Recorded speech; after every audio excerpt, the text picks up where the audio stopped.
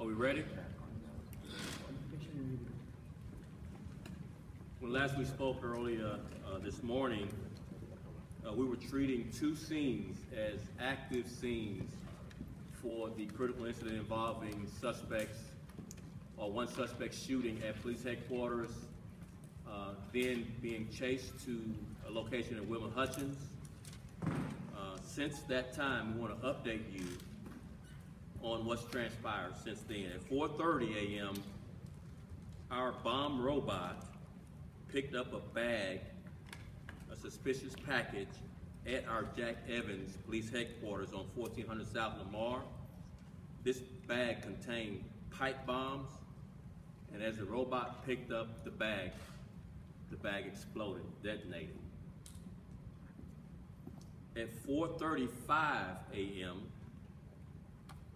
at the location in Wilma Hutchins where the suspect's van is parked, our SWAT snipers shot out the engine block of the suspect vehicle with our .50 caliber sniper rifle, disabling the van. At 4:38 a.m., a suspicious briefcase was reported in the dumpster at our Northeast police substation. We dispatched bomb techs to this location, and this package was cleared and was not a bomb. Between 4:45 and 5 a.m., we began calling additional bomb tech resources from the FBI here in Dallas and our ATF partners here in Dallas, and we called state resource bomb techs for additional bomb technicians to report to this area. At 5:07 a.m., our SWAT snipers shot at the suspect in Wilma Hutchins through the front windshield of the van, striking the suspect. Since that time, we have sent the bomb tech robot that has a camera to try and confirm whether the suspect is deceased. Because the suspect during negotiations expressed that the van he was traveling in was rigged with explosives, our officers are not approaching that vehicle, but instead our bomb technicians are deploying the robot and plan to detonate specific areas around the van to ensure that it's not rigged to explode. So we have a planned detonation occurring at that van in Wilma Hutchins by our bomb techs.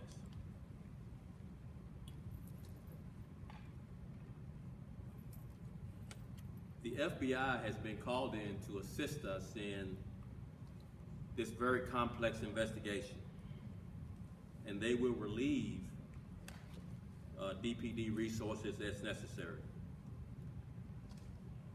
DPD is also coordinating with Mesquite bomb squads at the last known address of the suspect.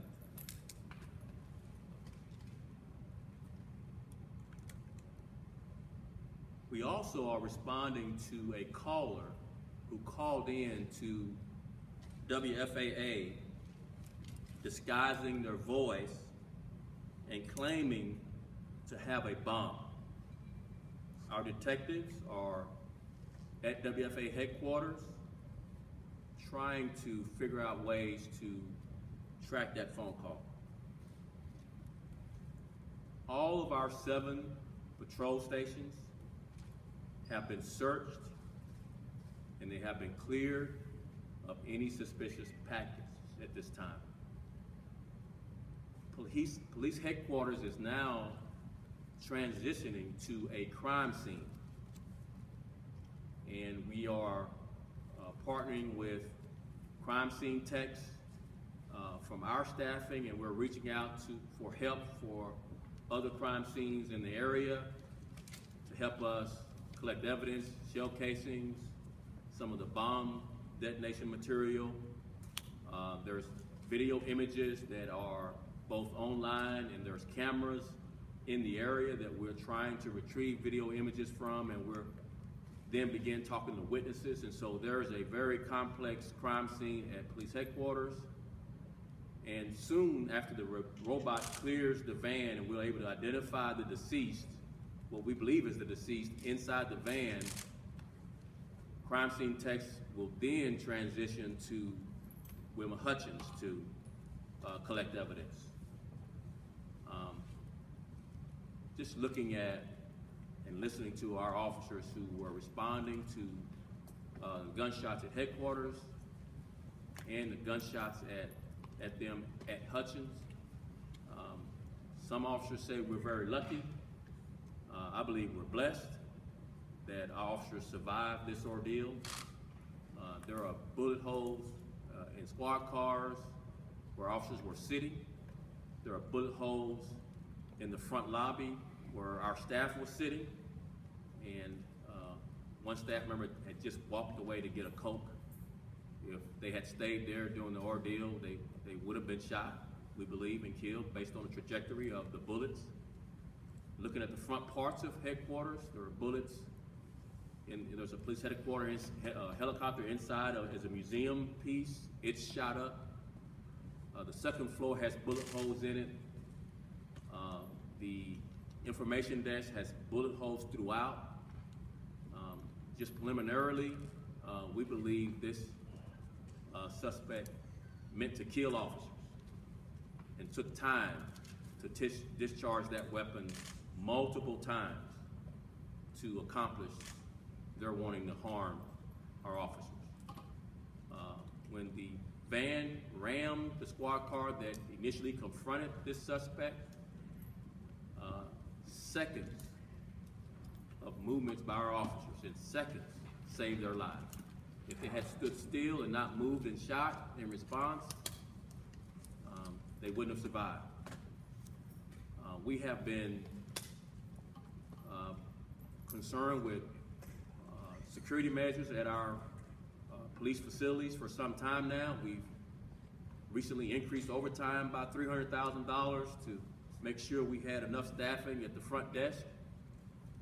But this brings a completely new perspective on what might need to happen to ensure that our police officers and passerby, people coming to and from our police facilities to seek out help, get their reports. We need to rethink and relook at security measures at all of our police facilities as a result of this incident, and we'll be doing that in the coming days and weeks. With that, I'll take questions. Do you know if there's one? Let's do it this way. Let's you raise your hand, and I'll get to all of you. I'm gonna try to work my way from right to left. If that's okay. So, you raise your hand, sir. Does it appear this suspect acted alone? Is there an additional imminent threat right now? As we mentioned initially at the first briefing, witnesses had told our officers that there might have been 4 suspects. What we believe to be true now is that this one suspect shot from different parts of the fronts of headquarters, and witnesses may have seen different views of the same suspect shooting from various locations in front of headquarters. And so, again, we're still in the early beginnings of our investigation, but right now, that's our belief that this was one suspect shooting from different angles, different positions, making it appear from witness perspective, depending on where they were standing, that it was multiple suspects. Yes, sir. Chief Brown, had this individual been under the either FBI or PD's radar for a while, or this is? We are learning now, and I'm gonna reiterate what we learned earlier, is that there were 3 family violence cases against this suspect, and there apparently was some type of custody issue as as a result of these family violence incidents involving this suspect. We had no other indication of this suspect threatening police officers or threatening police facilities. Although there had been some expressions of threats toward the judges in these family violence cases, and if you go online and look at his social media footprint, awfully concerning, but no indication that this would happen from looking back now at it. You know, hindsight is 20/20, but looking back at it, we still don't see yet any indication that he was planning this type of assault on a police facility. Did we know whether or not he had a background in explosives, military? We don't know that yet. Yes, sir. Did he leave any notes or any sort of indication, or through the conversations that he had with your negotiators, any sort of indication about why he would have done this? And if you can talk about, there were reports that they were talking to the suspect. When did those conversations cease, and is there any indication as to his level of injury from those conversations? This was an on-again, off-again negotiation. He would get angry during negotiations and just hang up and stop talking. He would rant for a while and not really have a conversation with us, and rant during negotiations in Hutchins. And at some point, negotiations just ceased. On his end or on? On his end. So we don't yet know motive. And of course, as I mentioned earlier, we're not going to send our officers up to that van at this point until we're sure that it's not rigged with explosives and would explode upon a sensitive touch, much like the bag at headquarters. So we're very, very cautious in the way we're going to approach. And so, of course, we're going to try to gain as much information as quickly as we can, but not at the expense of officer safety. Yes, sir. Can you tell us more about the van that he used in this? Where did he get it from? And how difficult was it to get it stopped? We don't yet know that. The van stopped on its own, and the engine was continuing to run until our snipers took out the engine block because we were concerned he might take off based on his agitation with us during negotiations. So we had to make a call to disable the van. The best way for us to do that was to shoot out the engine block. Yes, sir. If you confirm that this is the same man who was arrested in Paris, Texas in 2011, I believe. Could be 13, it could be. We have not confirmed the identity of this suspect. What we do know is it's a white male, and we've got a height, weight description. We're not approaching the van until our bomb techs ensure that it's not rigged with explosives. Yes, sir. Regarding his claim that police accused him of terrorism, do we know now, is he referring to a charge of terroristic threatening that was related to a domestic violence call, or do we know, has he ever been actually accused of actual terrorism? We have been, from the very beginnings, coordinating with the FBI to ensure that if there were a terrorism nexus, that we'd get that information quickly. We have yet to confirm any of his rants about being accused of being a terrorist. He doesn't show to be any of our databases on any terrorism watch list or anything like that. So it may have just been a rant. We're continuing to research his history, and so in the coming hours, we hope to finalize that he's not, or there might be something there. But as of right now, we don't have any nexus to terrorism with this individual. And just to be clear, you're researching the identity of the name he gave, and you have Yes. not confirmed that is correct. That is him. That's correct. Right. I'm gonna work my way back around again. Okay, so I'm gonna start from the right and go right back around. Okay. Yes, sir. You didn't ask one on the first round. So we haven't confirmed the name. How was the contact initiated with this man in the van? Did he call the police? Did you call him? And if you called him, you had to have a number, and how did you get that number? Right. So initially, he called 911 and left a long rant on our 911 tapes. And from that 911 call, we got a phone number because we can get the numbers that's calling into 911. And then our negotiators called that number, and that began our negotiations at the scene in Hutchins. Can you identify him by that number? No, No, we're gonna have to get ID on his person, fingerprint at this point. Yes, sir. The context of that rant, was there a threat to DPD or Yes. any other agency? Yes. Discuss what that rant was about in short form. The rant was about what we mentioned in the first briefing. First of all, that police had caused him to lose custody of his child. Secondly, we had accused him of being a terrorist, and that he, as a result, was going to blow us up. And that was the extent of the threat. There was no mention of the gunshots toward the police facility or the attempts at killing an officer who had pulled up in front of him, ramming the car, doing that rant. But that had already happened when he called 911. So again, he was just rambling quite a bit. You could tell quite a bit of anger. Speaking of officers, was anybody injured at all? No, that's been the saving grace of this, where you see bullet holes where officers were sitting in squad cars. You see bullet holes in the doors that officers were standing behind, but no officers injured. Just been a Or anybody else, civilians? No civilians at all. This area, if you're familiar with this area, it's a nightclub or a bar right nearby, a hotel right nearby. People coming and going pretty much all night long, most nights, and no one injured at this point other than the suspect. Yes, sir. On the detonation, keeping in mind that he may have been hyperbolic in his rant, what was he saying he had? And in terms of the detonation, have you scheduled it yet? And is there any either concern for public safety of the people nearby or any need to potentially push back the perimeter and create some sort of evacuation before you go through that detonation? Sure, we have done all of that. He expressed that he had C4 on the van. And so that's been our biggest concern. That we don't want to call this bluff, based particularly on what's happened at police headquarters with the pipe bomb that we knew. He expressed that pipe bomb was there as well at police headquarters, and how sensitive to touch it was to explode. And yes, we have taken due care and caution with ensuring proper distance before we do the planned detonation. And no, we're not going to be able to release that information at this time. That's all based on the bomb tech's plan to do it. And so that's within their purview. We don't dictate that, nor are we going to try to micromanage it. Yes, Tristan?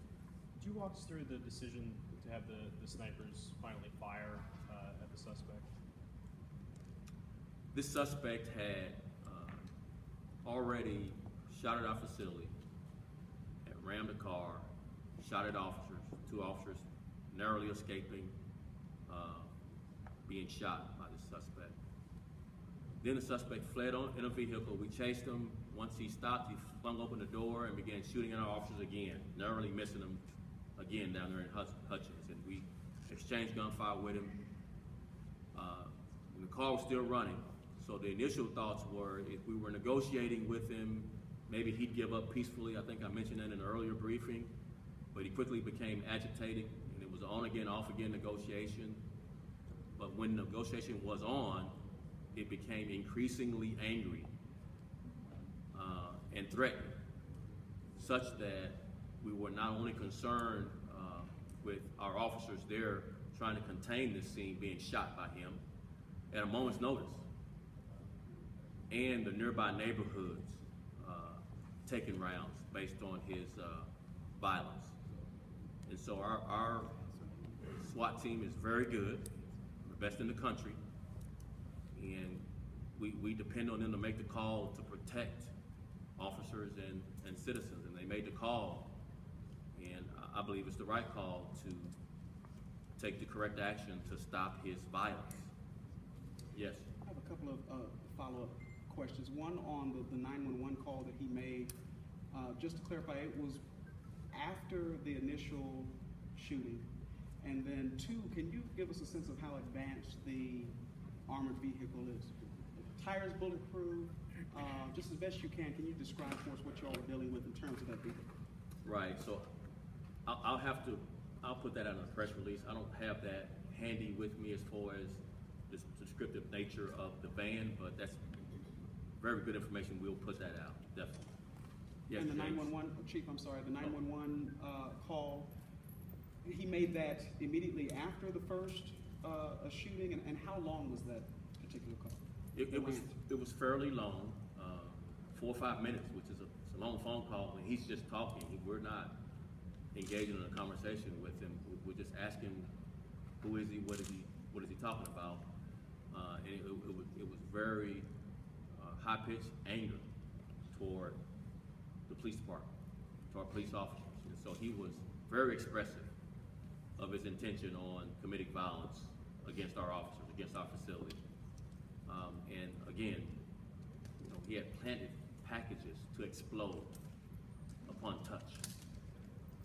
One of our officers who were searching, we had identified 5 different packages, only one which was planted with pipe bombs, and our officers really that were doing the searching were just almost tripped over it. This is in the middle of the night, it's still dark, and if he had touched it, he wouldn't survive. And so another one of those things that happened throughout this whole ordeal where there but for the grace, and we barely survived the intent of this suspect. Yes, James. Okay, Chief, you talked about a pipe bomb in one. Was there anything found in the others? And A, pipe bombs are relatively crude. C4 is typically a weapons-grade military explosive. The Joint Terrorism Task Force you have officers assigned. Are they here? Is this guy on the radar? Do you say you know who he is, you're just not naming him right now? No, we've as much as we have been able to, given out all the information we know. And we tried to add a caveat that we are maybe unable to confirm, or it's preliminary, might change. So initially he told us a name, but we have yet to confirm. He could have just given out a name and that not be him. And so we're not going to confirm that that's him until we're able to get into that van and get some ID off of him, get his fingerprints, and actually confirm through that evidence that that's who he is. And so we're not holding back anything, and you can criticize that both ways, but we'd rather be more transparent with the public than withhold information from the public. How concerned are you that there may be something else out there that you don't know of yet, and what are you doing in light of that possibility? We're doing some follow-up investigation. Again, we're transitioning from an active shooting bomb scene to a investigative crime scene where we will come up with those answers to those questions. But we're in the transition of that happening, so we can't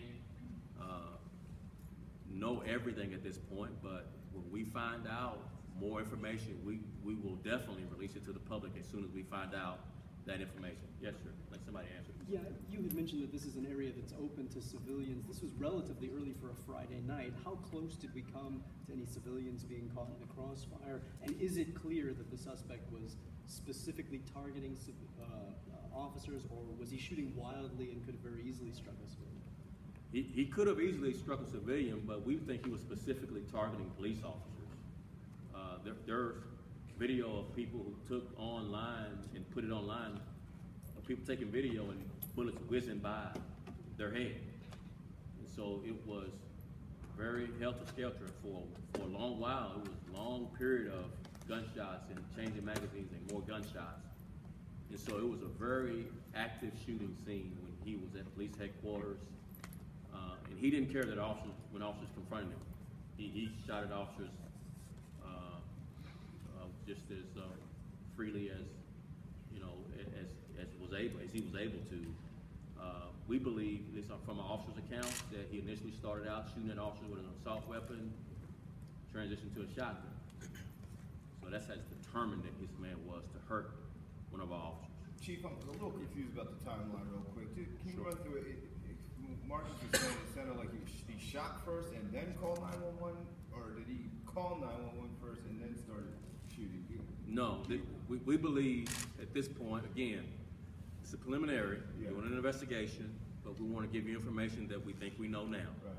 We believe he shot first, then call 911. Shot first at Police PD headquarters. Yes. And then call 911. Yes. Okay. Shooting through the lobby entrance. Yes. Okay. Chief. I was just gonna ask, what type of weapon you said? We don't know. You don't know. Yeah. A rough estimate, how many rounds? We don't know. That's part of the investigative process. We've been transitioning to that. We hadn't picked up shell casings yet. Yes. This is far from over. Yes. How relieved are you that you're having this press conference and not informing, officers' families? This has been a very chilling moment, particularly as you start transitioning to the investigative process and start looking at bullet holes in cars and bullet holes in lobby information centers where officers were sitting just seconds before this person shot. It raised the hair on the back of your neck pretty quickly. Just thinking of what could have happened, his intent, and how we literally dodged bullets. Chief, And thank goodness that we're here talking about all officers are okay. Chief, do you have anybody else in custody? And given the fact that he potentially set 5 or more packages over a couple of locations at least, is there any indication that he may have had help, and that there are potentially other suspects out there that need to be brought in? At this point, we don't have that feeling. Again, this is early. This is still 8-9 hours into this ordeal.